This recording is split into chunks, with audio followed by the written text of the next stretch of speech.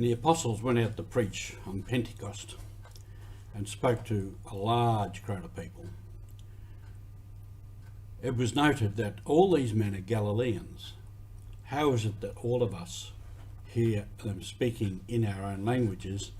And in the text it numbers off about 13 different areas and languages that these people came from.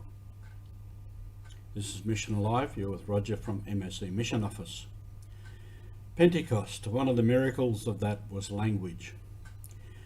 But what it noted, and I think what the story is about, is that the church would go to so many places and learn so many languages to proclaim the gospel to all people. This is the real miracle. How many languages has the church spoken in the last 2,000 years? How many languages has the Gospels been translated into in all these years?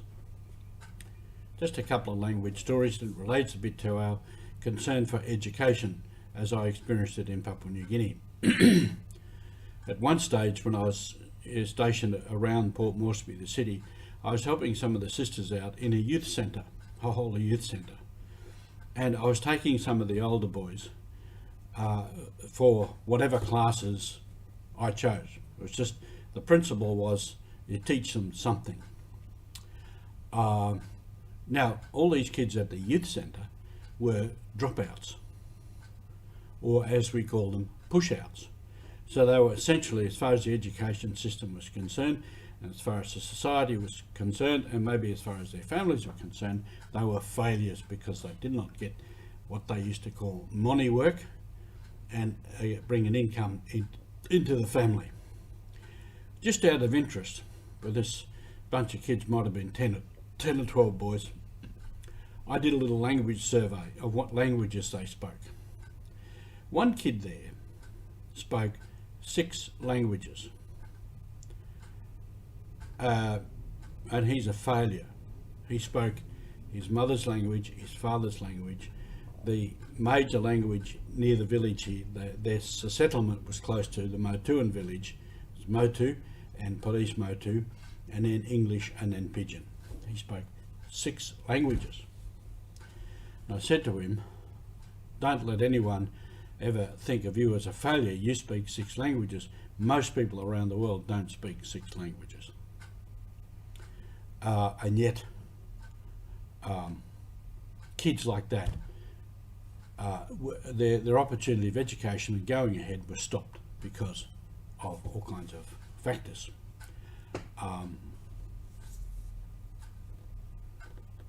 In the same way, at that youth centre, they had a little song they used to have. Sister Maureen used to put up. There was a picture of a spider, and the little ditty that went with it was "Itsy Bitsy Spider Climbing Up the Wall." You might know that one.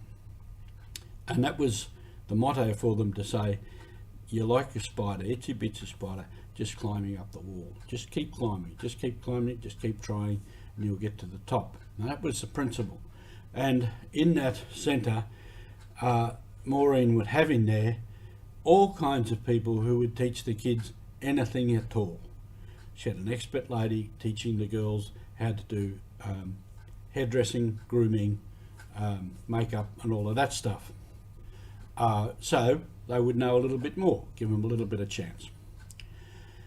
Another little story there is that Maureen used to get them on work experience. She would track around and ring up all the contacts, business houses,